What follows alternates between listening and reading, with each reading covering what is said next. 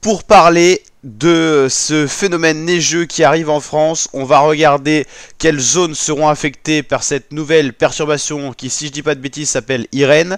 Pour le moment, il fait très froid sur le territoire français. Regardez un petit peu les températures. Alors attendez, hop, j'avais ça sous la main, les températures de ce soir qui sont relativement fraîches.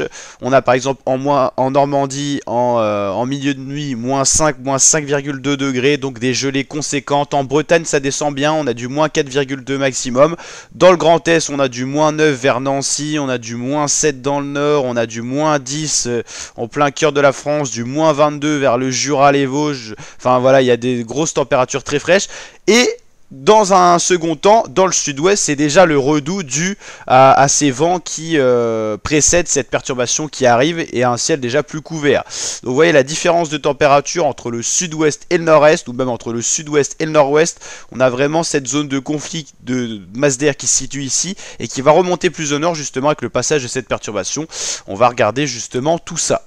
Alors, actuellement, on a ces cumuls de neige, donc il a neigé un petit peu dans le nord-est, un petit peu dans le centre, mais rien de folichon. Là, la perturbation qui arrive s'annonce beaucoup plus coriace et au niveau cumul de neige, ça pourrait être beaucoup plus intéressant. Reste à savoir où se situera la zone de conflit de masse d'air, où l'isotherme 0 se situe. Alors l'isotherme 0, c'est l'endroit où tout simplement on a du 0 degré dans la masse d'air en altitude. Plus cet isotherme descend bas, plus on a de risque de neige. Si par exemple la perturbation qui arrive sur un sol froid, mais quand on a un redout en altitude, donc des températures positives, on aura de la pluie verglaçante, c'est-à-dire il va pleuvoir et au contact de cet air froid situé au sol, ça va geler, donc pluie verglaçante. Si par exemple l'isotherme 0 est toujours là, il neige en altitude, il fait froid en bas, il neige. Et au contraire, ce qui semble peu probable dans le cas qui arrive, la perturbation arrive, on a de la neige et il fait trop doux en bas, donc on a de la pluie, la neige se transforme en pluie. C'est peu probable dans ce sens là, c'est plus dans le sens où on aura un redout en altitude et de la masse d'air froid toujours plaquée au sol, notamment dû aux fortes gelées de cette nuit, et donc on aurait donc une limite pluie-neige. Voilà, on ne sait pas encore trop où ça va se situer. Donc là déjà, globalement, la perturbation elle va arriver quand? On va peut-être pas voir cette carte-là en premier, c'est peut-être pas la meilleure. On va récapituler dans l'ordre, histoire de pas vous perdre. Alors globalement, qu'est-ce qui va se passer? On va recharger pour avoir les dernières données, parce que ça évolue encore chaque heure. Là pour l'instant, là, il y a un peu de perturbation, mais c'est pas la perturbation qui nous intéresse. Globalement, la journée de mardi sera calme. Ça sera assez sec. Par la Bretagne, on commencera à voir les premières prémices de la perturbation arrivée. Globalement, mardi, gelé sur les 3/4 du territoire, coupé ici, nord-ouest, nord-est, sud-est, ça gèle. La perturbation elle va arriver mardi soir, elle va se confronter à de l'air froid. Donc à gauche, on a le modèle américain, à droite, le modèle européen. Le modèle européen, cette fois, c'est prononcé. Il attend de la neige jusqu'en Bretagne, ce qui n'est pas du tout le cas du modèle américain, qui attend de la pluie et un net redout, donc même pas de la pluie verglaçante forcément en Bretagne. Le modèle français, donc européen, voit de la neige qui se maintiendrait sur le nord-est de la Bretagne et sur l'ensemble de la Normandie, tandis que le modèle américain, lui, voit donc une masse d'air douce qui gagnerait plus de terrain et la neige, la pluie verglaçante se situerait au niveau de la Haute-Normandie. Je dis tout au conditionnel car on est encore incertain à cette période-là. Le modèle européen voit toujours la neige se maintenir cette fois à quelques endroits de la Bretagne en Normandie. Et ce qui est intéressant, c'est que cette perturbation va se confronter à de l'air froid, elle va être recalée, refoulée, donc elle va passer au niveau de la Bretagne-Normandie, mais elle va stagner avant de redescendre. C'est ce qui va faire qu'il y aura des cumuls très importants de précipitations, surtout que ça sera une perturbation active. Donc elle va être refoulée, c'est ce qu'on voit, elle arrive, hop, elle est déterminée, bam, mais elle va rester collée donc sur la mer de la Manche, et hop, elle va redescendre, c'est-à-dire qu'elle va même pas accéder à l'Angleterre, qu'elle va redescendre dans la journée de mercredi. Donc vous l'avez compris, elle arrive mardi soir, mercredi toute la journée elle est là, reste à savoir si on aura de la neige ou pas. Le modèle européen lui voit quasiment tout le temps de la neige sur la Haute-Normandie et la Normandie. Dans un premier temps en Bretagne avant que la pluie prenne le relais. Et ensuite cette perturbation va être recalée. Le modèle américain lui voit de la neige seulement dans la nuit de mercredi à jeudi, qui reviendrait donc sur toutes les zones de Normandie, tout ça. Et le modèle européen lui voit une perturbation qui redescendrait plus rapidement. Pourquoi? Tout simplement parce que le modèle européen voit le froid gagner davantage, alors que le modèle américain voit la douceur gagner davantage. Donc si la perturbation gagne davantage sur le terrain, elle va mettre plus longtemps à redescendre. Donc voilà, c'est là le décalage qu'il y a entre ces deux modèles. Donc maintenant que vous avez vu ça, on va pouvoir voir le cumul de neige qui est annoncé par là le modèle là c'est du GFS, donc le modèle américain, celui-là qui prédit le moins de neige. Donc la perturbation arrive, hop, le modèle américain voit quand même dans un premier temps de la neige, surtout dans le Calvados et le nord de la Manche, donc dès mercredi soir, une neige qui va s'accumuler, hop, qui va concerner le sud de l'Angleterre, avant que la perturbation fasse demi-tour, soit refoulée. Donc elle va repasser à nouveau sur ces zones qui auront été aussi touchées possiblement par la neige. Donc là ça va s'accumuler. Les centimètres les plus importants devraient se situer dans le nord, hein. On pourra avoir du 20 cm localement. Alors le modèle américain, c'est lui qui est le plus négatif en termes de neige, c'est-à-dire qu'il prédit les quantités les moins importantes.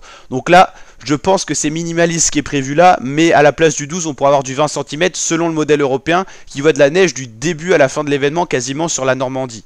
Alors que le modèle américain, lui, prédit de la pluie, enfin de la neige, après de la pluie, à nouveau de la neige. Voilà, c'est très incertain encore à ce moment-là. Ensuite, dans la nuit de jeudi à vendredi, il va faire très froid, mais ça va se rassécher.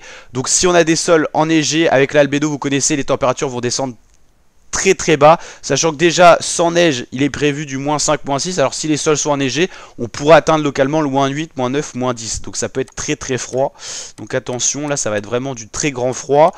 Ensuite samedi matin, donc on l'a dit vendredi matin, samedi matin c'est sec et froid, et dimanche le redout arrive, donc tout va fondre, bam, et on va baigner dans la douceur pour fin janvier, ça c'est quasiment sûr. Tous les scénarios se mettent d'accord pour un redout dans la nuit de samedi à dimanche, donc dimanche matin encore quelques gelées très éphémères sur le nord-ouest, encore du froid sur le nord-est avant de basculer vraiment dans la chaleur.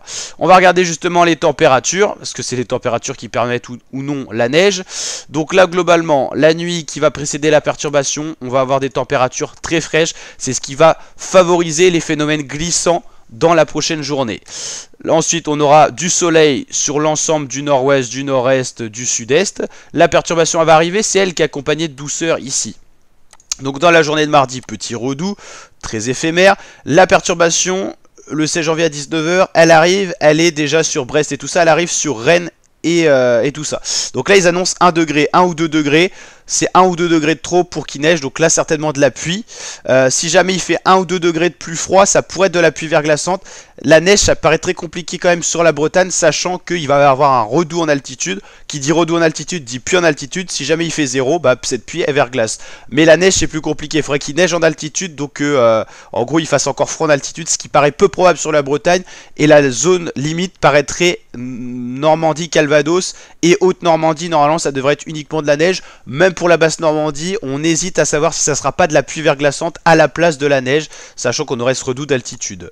Donc là, la perturbation elle va glisser, donc elle va amener quand même un redout. Il fera 13 degrés ici alors qu'il fera 4 degrés ici. Vous voyez la différence, le conflit de masse d'air, et c'est ça qui provoque la neige ou la pluie verglaçante. Donc voilà, ce redout on l'aura, par exemple à Rennes il fera 11 degrés, donc là on peut plus parler de neige dans la journée du 17 janvier, même le matin.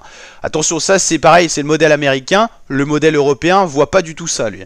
Lui il voit beaucoup plus de froid.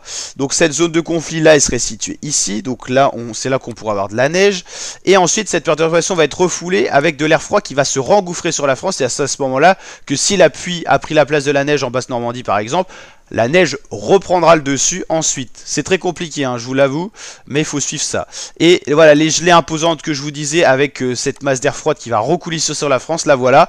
Et ces températures pourraient être bien plus basses en cas de phénomène de neige au sol. Et donc, si elle dégage des neiges au sol, ça fait effet pôle Nord, il fait très froid parce que tous les rayons infrarouges qui réchauffent la planète sont renvoyés réfléchis en altitude. Donc toute la chaleur de la journée qui s'accumulait s'évacue, et donc là il peut faire très froid. C'est là où on a les records de froid. C'est le cas pour vendredi et samedi matin, il pourrait faire très froid et il faudra suivre ce qu'il y a eu avant avec la neige ou pas. Le redout, le voilà qui arrive dimanche matin, et voilà, il va gagner l'ensemble de la France.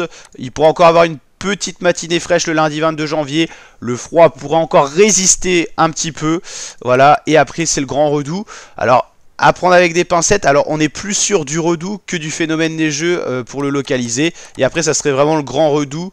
En gros vous l'avez compris, à partir du 23 janvier on va dire que la douceur remporterait. Et ça pourrait durer sur l'ensemble du mois de janvier. Donc ceux qui aiment le froid, profitez maintenant parce que le redout arrive.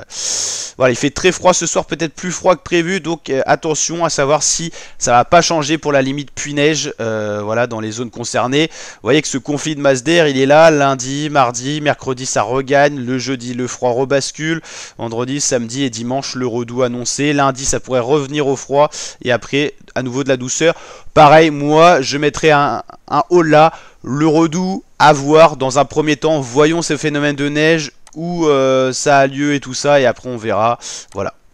On va s'intéresser maintenant un autre site, on va tout prendre en considération parce que tous les modèles sont différents. On l'a vu, le modèle américain très différent du modèle européen, donc à suivre tout ça. On refait l'événement un petit peu pour bien comprendre ce qui va se passer. Donc là, on l'a dit, la nuit de lundi à mardi va être fraîche. Ça sera sec sur l'ensemble du territoire quasiment. Quelques précipitations vers Aurillac, on l'a vu passer ici. Voilà la perturbation qui nous intéresse, qui va pointer le bout de son nez dans la journée de mardi, dans la fin de journée de mardi. 17h-18h, les premières précipitations arriveront à Brest sous forme de pluie. Là, c'est quasiment sûr. Là, ça sera quasiment de la pluie partout. C'est en rencontrant l'air froid dans les terres que là, ces pluies se transformeront dans un premier temps en pluie verglaçante, puis peut-être en neige, tout dépend où la limite se situe. À 20h, la perturbation sera là. Hop, 22h, 23h minuit. Voilà, 1h du matin, la perturbation sera bien sur la basse Normandie. Elle arrivera en haute Normandie. Dans le Calvados, le nord de la Manche, c'est là que les températures seront vraiment négatives et qu'il fera encore froid en altitude. Donc normalement, on devrait avoir de la neige. Je dis bien normalement, ça va jouer à quelques kilomètres près. À tout moment, le Doubs gagne encore plus et il n'y aura pas de neige en basse Normandie. À tout moment, le froid résiste plus et cette zone de neige pourrait descendre même dans l'Orne. Donc attention.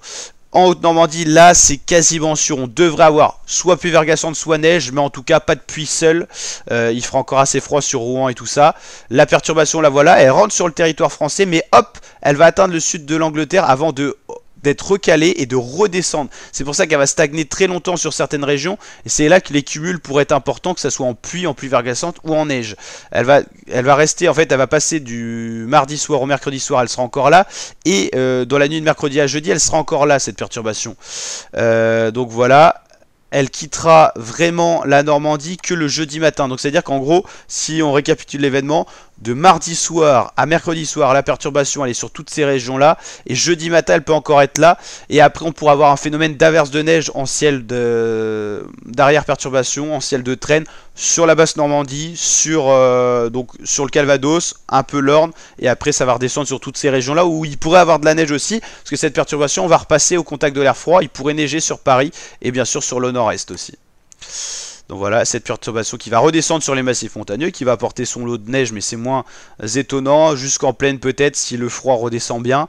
Et ensuite, il y aura une autre perturbation qui nous concernera après. Ce qui est intéressant aussi, bien sûr, c'est ce phénomène de température, mais d'altitude où il fait 0 degré. Donc là, hop, on va aller voir ce qu'il y a actuellement. Là, en gros, il va geler sur tous ces territoires-là, même ici.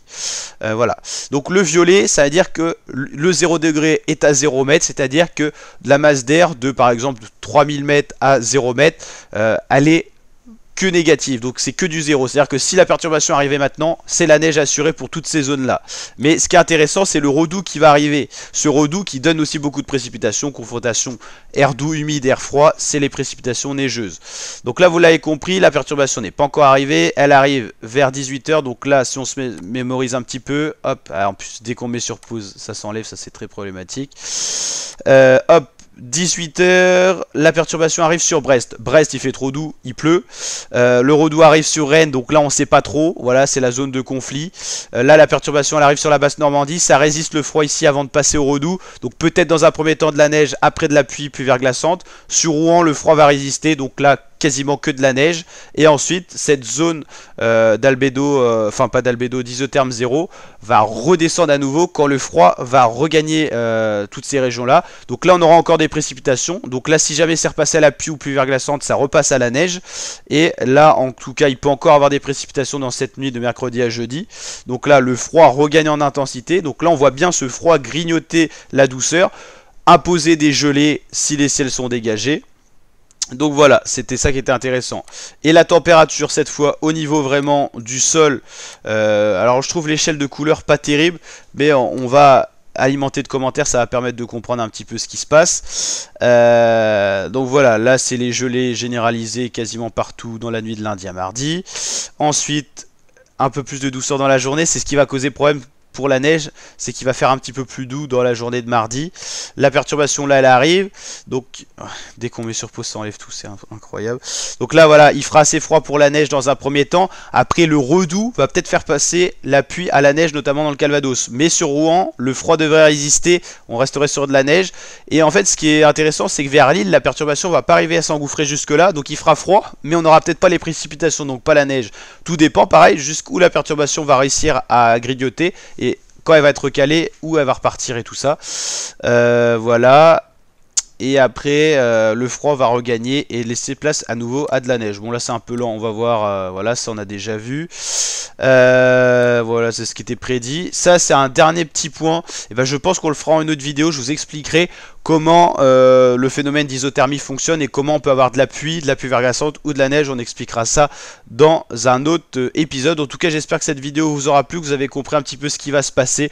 Vous l'avez compris, c'est très difficile à définir, même à des échéances courtes, parce que là, on a vraiment une zone de gros conflit de masse d'air. Qui dit zone de gros conflit de masse d'air, on ne sait pas forcément où ça va se localiser, et ça va jouer à quelques kilomètres près pour la pluie verglaçante ou neige. Allez, ciao l'équipe et à très bientôt pour de nouvelles vidéos. On refait un point très rapidement pour avoir les derniers modèles, les dernières mises à jour et pour être sûr quasiment à 80, 90, 100%. Là, on est plus sur du 60-70%, même si le phénomène c'est quand même bien défini dans le temps et au niveau des localisations, c'est de mieux en mieux. Allez, ciao l'équipe et à très bientôt pour de nouvelles vidéos.